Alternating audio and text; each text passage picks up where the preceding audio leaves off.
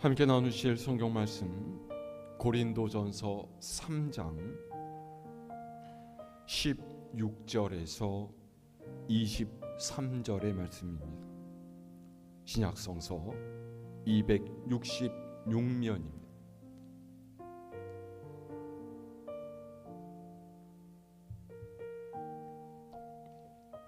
고린도전서 3장 16절에서 23절까지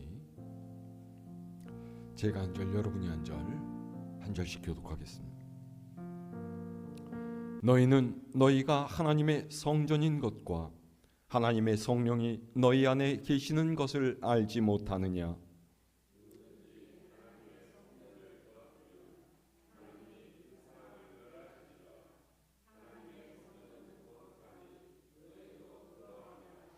아무도 자신을 속이지 말라. 너희 중에 누구든지 이 세상에서 지혜 있는 줄로 생각하거든 어리석은 자가 되라. 그리하여야 지혜로운 자가 되리라.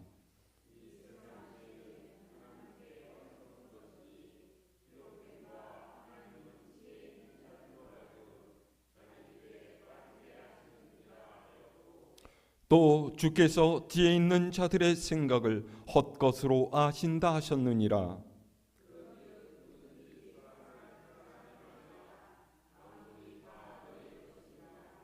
바울이나 아볼로나 게바나 세계나 생명이나 사망이나 지금 것이나 장래 것이나 다 너희의 것이요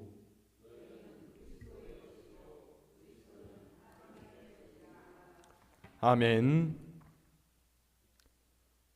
할렐루야.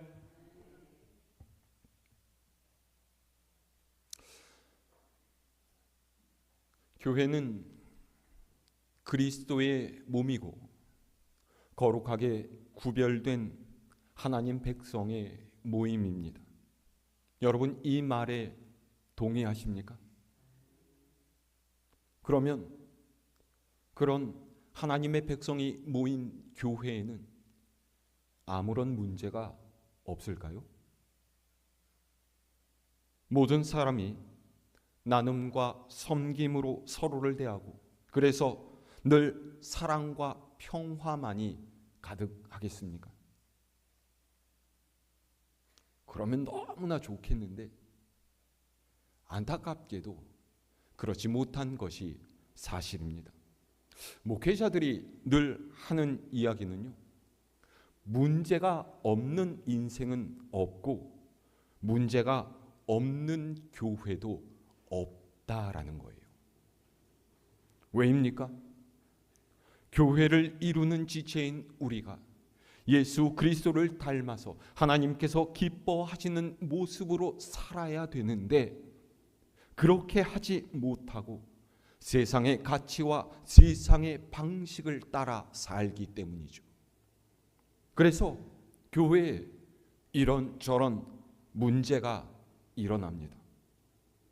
누구의 말과 행동 때문에 상처를 받고 또 그것을 잊지 못하고 분해하면서 마음에 미움을 품어요. 그러면 어떻게 됩니까? 서로를 존중하고 감싸고 안아주어야 될 교회가 평안과 기쁨이 넘쳐야 할 우리의 신앙생활이 피하고 싶고 불편스러운 자리가 되고 힘들고 불만족스러운 것으로 변하고 마는 거예요. 오늘 우리가 함께 읽은 말씀은 교회에 관한 사도 바울의 이야기입니다.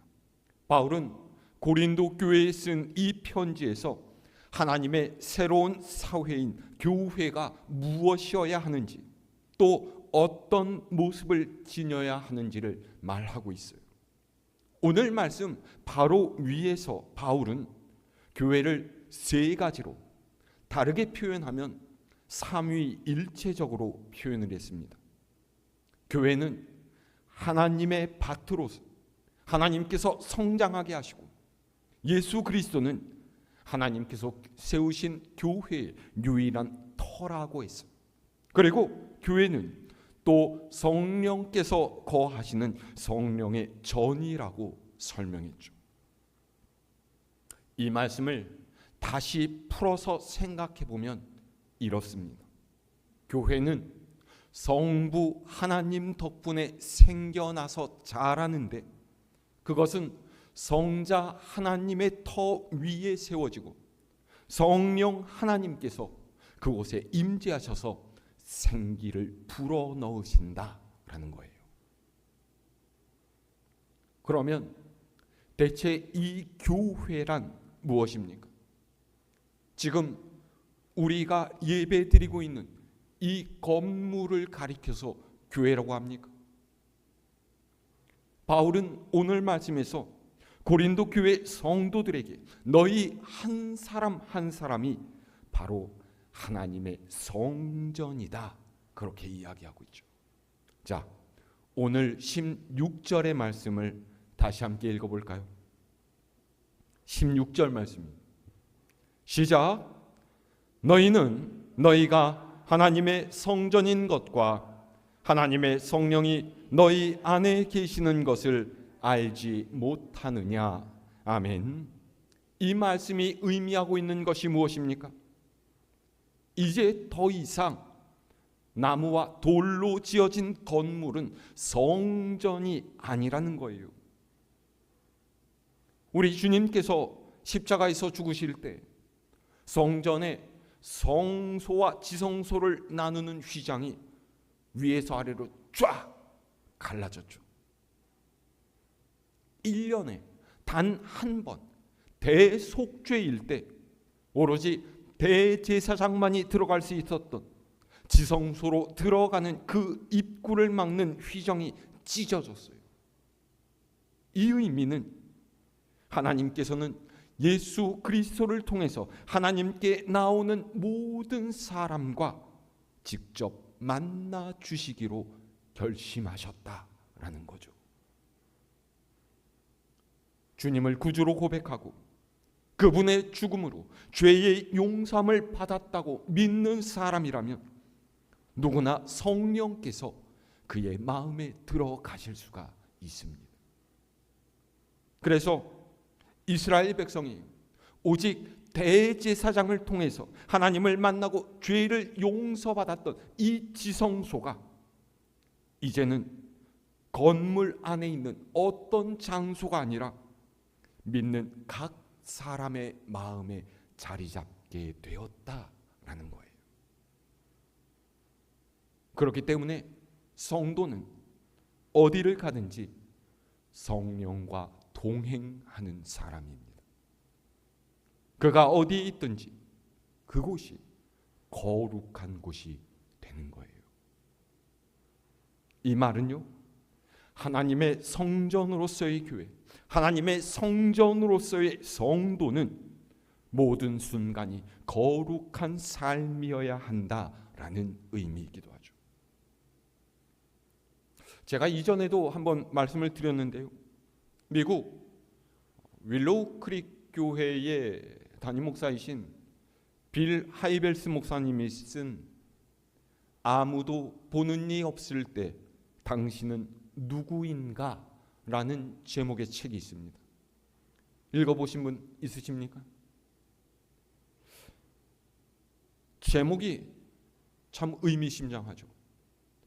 아무도 보는 이 없을 때 당신은 누구인가? 세상의 사람은요, 다른 이의 시선을 의식해서 법을 지키고 또 도덕적으로 살려고 노력을 합니다. 그런데 아무도 자기를 보지 않는다라고 생각을 하면 그때는 마음속에 감추어 두었던 욕망을 꺼내고 죄를 짓기 마련이에요. 하지만 세상의 시선이 거두어진 그 순간에도 하나님께서는 우리를 지켜보고 계시죠. 그래서 그리스도인은 누가 보고 있든지 그렇지 않든지 매 순간을 하나님 앞에서 사는 것처럼 보내는 사람이에요. 오늘 사도 바울의 말을 빌리자면 아무도 보는 이 없을 때에도 나는 하나님의 성전입니다. 이렇게 대답할 수 있어야 한다라는 것이죠. 우리는 가정과 직장 그리고 삶의 모든 자리에서 하나님 앞에서 사는 사람이어야 합니다.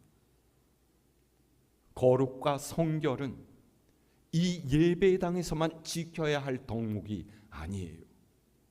예배당에 있을 때나 집에 있을 때나 직장에 있을 때나 그 어느 곳에 있을 때에도 성령께서는 내 안에 계시며 동행하십니다. 보세요. 이스라엘 백성이 화려하게 지어진 솔로몬 성전을 자랑스러워하면서 하나님께서 우리가 지은 이 성전에 거하신다 으스댔지만은 실상 그들의 삶은 하나님께서 전혀 기뻐하시지 않는 모양이었습니다. 그들이 때마다 제사를 드리고 제물을 바치고 기도를 드렸지만은 다른 한편으로는 우상 앞에 절을 하고 제사하며 가난한 자를 수탈하고 학대하기를 서슴지 않았죠.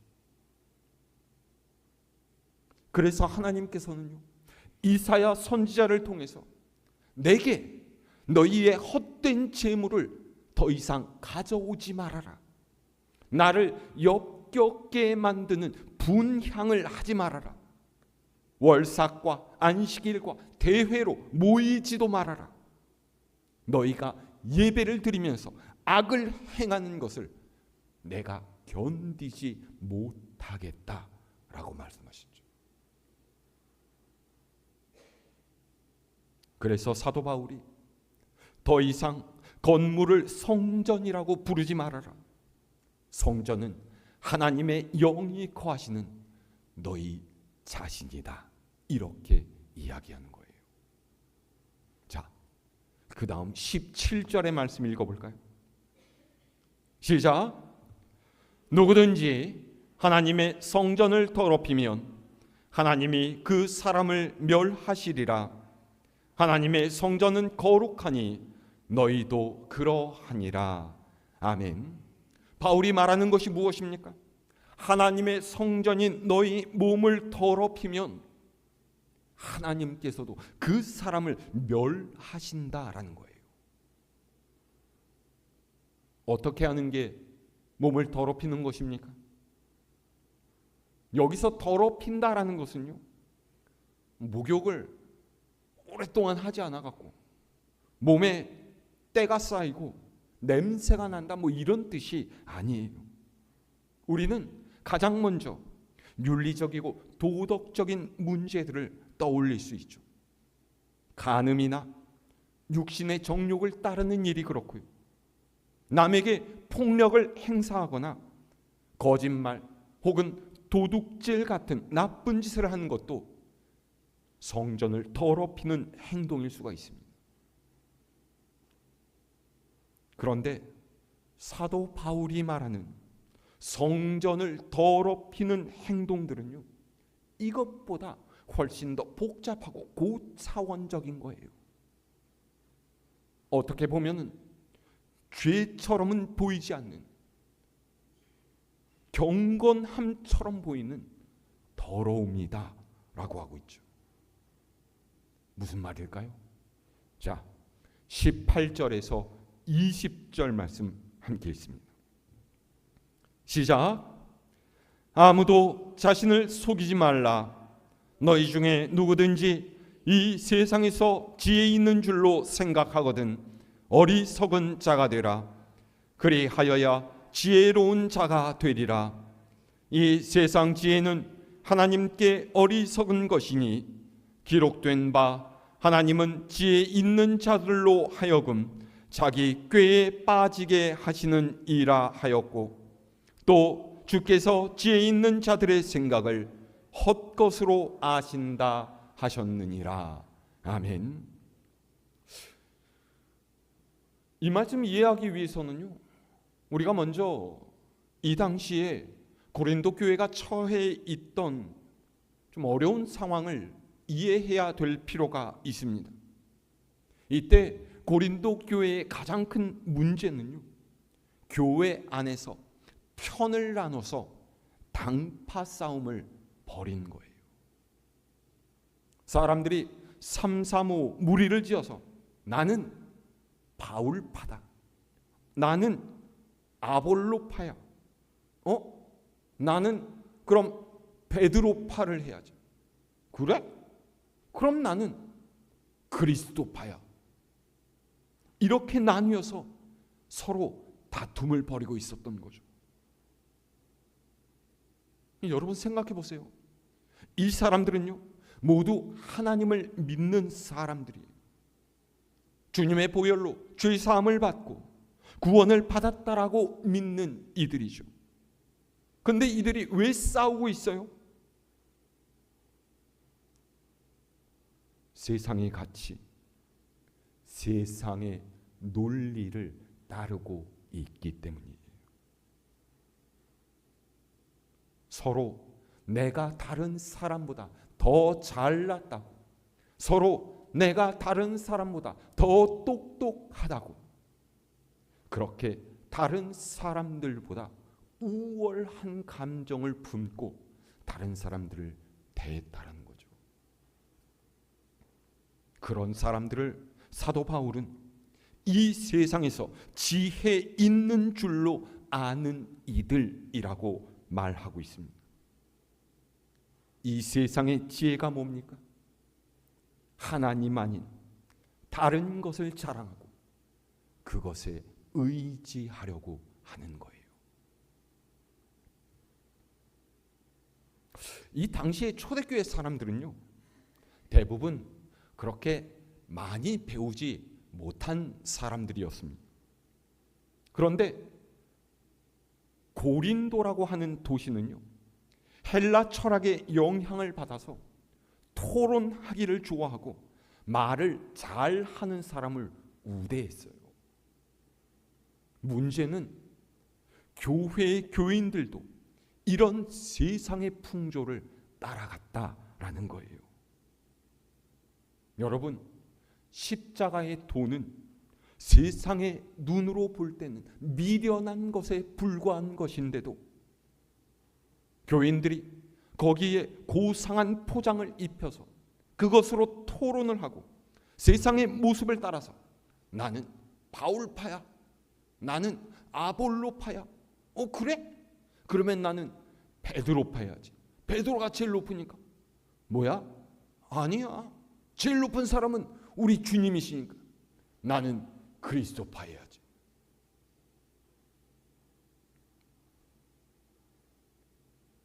여러분, 이것을 바울은 자신을 속이는 행동이라고 하고 있어요. 사실은 그렇지 않은데요, 나를 그럴듯하게 포장해서 사람들 앞에 내보이려는 마음이라는 거예요. 이걸 뭐라고 합니까? 외식이라고 하죠. 그죠? 외식은 거룩한 척하는 것이고요, 배운 척하는 것이고요, 있는 척하는 거예요. 예수님께서 외식하는 서기관과 바리새인들 얼마나 싫어하셨습니까? 너희는 회칠한 무덤이고 독사의 새끼들이라고 겁나게 험한 욕까지 하셨어요. 그런데 그렇게 주님께 욕을 먹었던 이들을 이 고린도 교회 교인들이 스스로 지혜로운 척하면서 따라가려고 했다라는 거죠. 그래서 바울이 뭐라 그래요? 너희는 지혜로운 것처럼 보이는 그것을 버리고서 어리석은 자가 되어라. 어리석은 자가 되는 것이 진짜 하나님 앞에서 지혜로운 사람이 되는 것이다 이야기하고 있는 거예요. 여러분 19절 말씀 보세요. 사도 바울은요, 이 세상의 지혜는 하나님께 어리석은 것이라고 했어요. 20절에서는 주님께서 세상 지혜에 있는 자들의 생각을 헛것으로 아신다라고 했죠. 이전에 바울은 십자가의 도가 멸망하는 자들에게는 미련한 것이라고 이야기했었습니다. 그런데 오늘 말씀에서는 거꾸로 세상의 지혜가 하나님께는 미련한 것이라고 이야기해요. 다시 말해서 세상의 지혜와 하나님의 뜻은 어울릴 수가 없다라는 것입니다. 서로 반대되는 것이기 때문에 함께 공존할 수가 없다라는 거죠. 그런데 고린도 교인들이 어떻게 했습니까? 세상의 지혜를 끌어들여서 스스로를 자랑해요. 내가 너보다 더 잘났다고, 내가 더 똑똑하다라고 과시하죠. 그러다 보면 어떻게 됩니까? 당연히 충돌이 일어납니다. 왜요? 지려고 하는 사람은 한 명도 없어요. 어떻게든지 이기려고 합니다. 그러다 보면 서로를 이해하고 격려하고 칭찬해 주어야 될 교회에서 다툼이 일어나고 시기와 질투가 판을 쳐요. 상대를 깔아뭉개서 위에 오르려 하고 마음을 상하게 하는 일들이 벌어지죠. 이렇게 되면 교회가 교회일 수가 있겠습니까? 왜 이런 일이 벌어지고 있는 거예요? 세상의 지혜 안에 복음을 담으려 하고 세상의 방법으로 하나님의 뜻을 행하려고 하니까 문제가 생기는 거예요. 하나님의 교회가 분열과 다툼, 상처로 얼룩지는 것은요, 이 뒤에 악한 마귀가 존재하고 세상의 논리와 방법으로 하나님의 일을 하려고 하는 어리석은 사람들이 있기 때문이라는 걸 우리는 알아야 됩니다.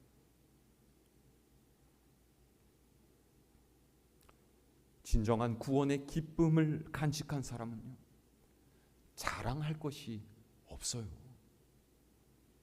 모든 것이 주님의 은혜 때문이라고, 내가 누리고 있는 모든 것이 전부 주님께서 주신 것이라는 믿음의 고백이 있기 때문인 거죠. 이 말 거꾸로 하면요, 자랑이 많다는 것은 그만큼 세상의 지혜, 세상의 논리를 따라 산다란 뜻이에요. 우리에게 이 자랑 대신에 무엇이 있어야 합니까? 감사가 있어야 하죠.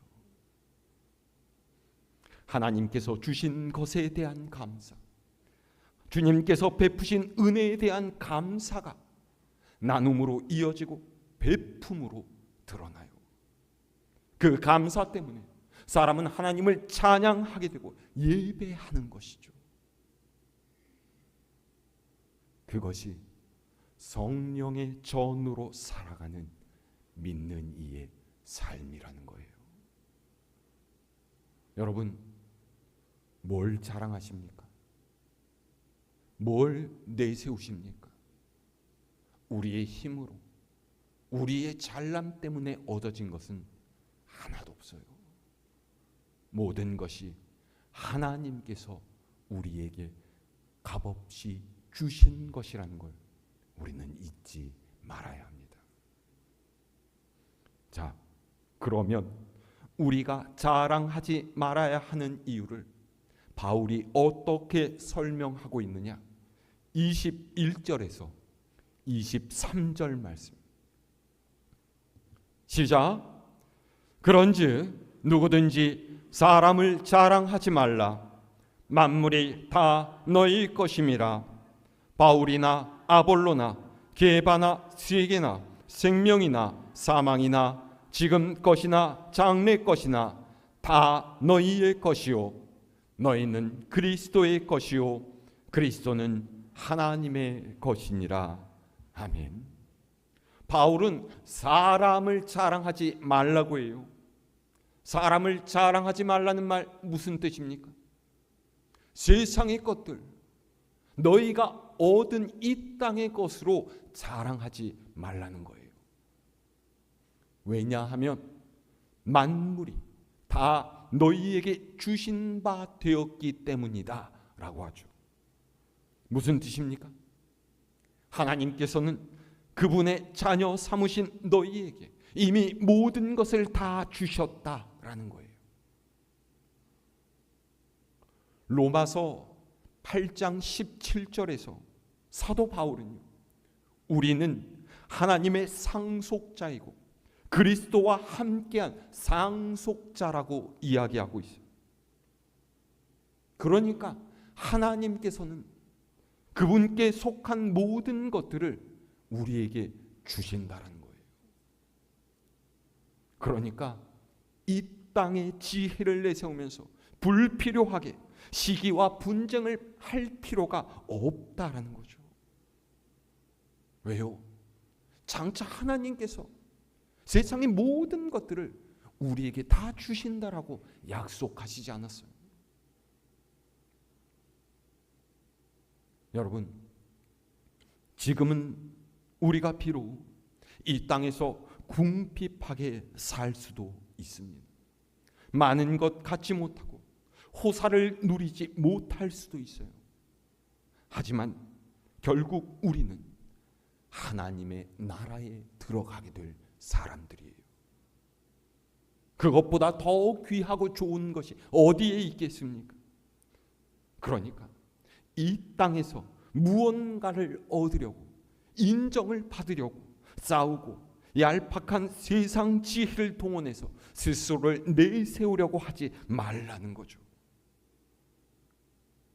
사람에게 인정받고 세상의 것을 잠시 가진다라고 해도 우리는 결국 그 모든 것들을 다 내려놓고서 하나님께로 가야만 합니다.